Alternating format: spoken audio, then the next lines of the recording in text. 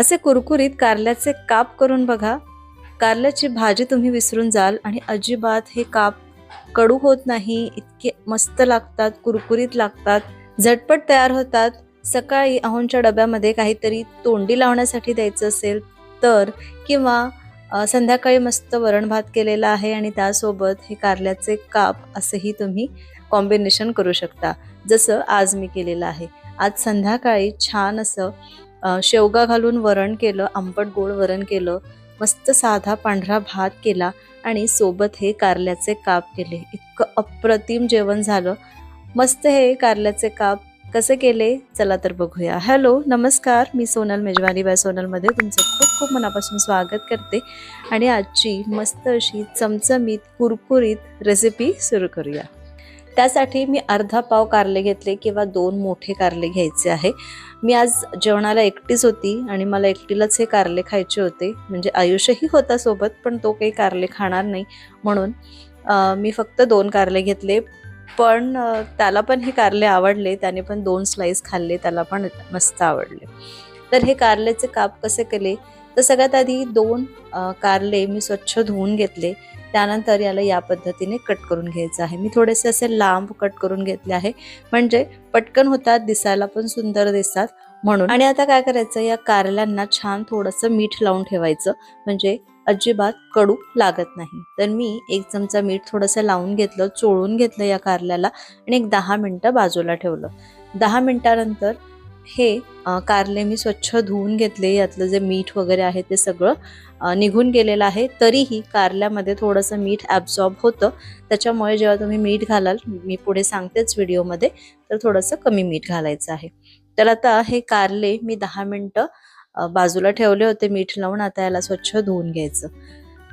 हे धुवून घेतले आणि आता याला थोडा वेळ आपल्याला मॅरिनेट करायचं. तर मॅरिनेशनसाठी काय लावायचं, तर मी इथे थोडंसं मीठ घेतलं. आता इथे या स्टेजला मीठ तुम्ही नाही लावलं तरी चालेल. आपण जे मिठाने हे जे कारले आहे ते थोडेसे धुतले होते ना, मीठ लावून ठेवलं होतं ना, तर त्याच्यामुळे या कारल्याला थोडासा असा खारटपणा ऑलरेडी येतो. नंतर मीठ घालण्याची तशी गरज नाही.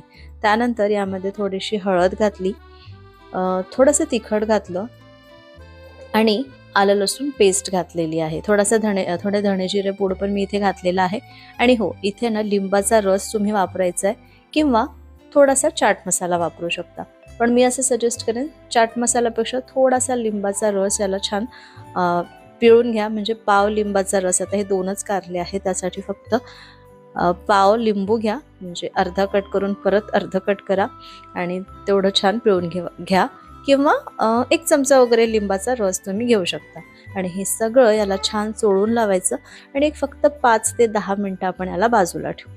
आता इथे 10 मिनिटं झालेली आहे आणि आता या कारल्यांना मस्त फ्राय करायचं आहे. तर आपण शॅलो फ्राय करणार आहोत आणि कुरकुरीत होण्यासाठी इथे मी थोडासा रवा घेतलेला आहे.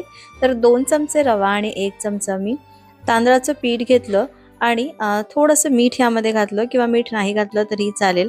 एकीकडे मी पॅन पण गरम करायला ठेवला आहे, त्यामध्ये 2 चमचे तेल घातलं. हे तेल छान गरम झालं की हे जे कारल्याचे काप आहेत ते या रव्यामध्ये ह्याच्यामध्ये घोळून घ्यायचे आणि दोन्हीकडून छान घोळून झाल्यानंतर याला फ्राय करायचं.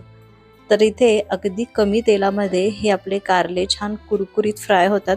दोन्हीकडून छान मस्त असा गोल्डन रंग येतपर्यंत फ्राय करून घेऊ. पलटवल्यानंतर मी अगदी थोडंसं परत तेल घातलं आणि दुसरी साईडनी पण छान असे मस्त दोन्हीकडून व्यवस्थित फ्राय करून घेतले. तर मस्त हे कुरकुरीत शॅलो फ्राय केलेले आहे. अजिबात तेल न वापरता आपले हे कारल्याचे काप तयार होतात.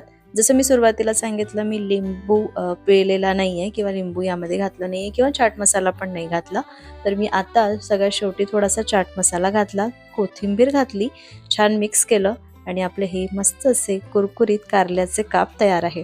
तर आज मी रात्रीच्या जेवणामध्ये मस्त असं शेवगा घालून आंबट गोड वरण केलं होतं, साधा भात केला होता आणि हे कारल्याचे काप केले होते. इतकं अप्रतिम जेवण झालं, तुम्हाला काय सांगू. कधी कधी ना अगदी सिंपल जेवण पण खूप छान होतं. खूप पंचपक्वान करण्यापेक्षा हे अगदी सिंपल जेवण मन पण तृप्त करतं आणि पोट पण तृप्त करतं. तर चला, आजची अगदी साधी सोपी हे कारल्याचे कापची रेसिपी तुम्हाला कशी वाटली मला कमेंट करून नक्की सांगा. रेसिपी आवडली असेल तर एक लाईक करा, जास्तीत जास्त शेअर करा आणि अजूनपर्यंत चॅनलला सबस्क्राईब केलं नसेल तर प्लीज प्लीज प्लीज सबस्क्राईब करा. पुन्हा भेटते अशाच एका मस्त रेसिपीसोबत उद्या दुपारी 2 वाजता. तोपर्यंत बाय बाय.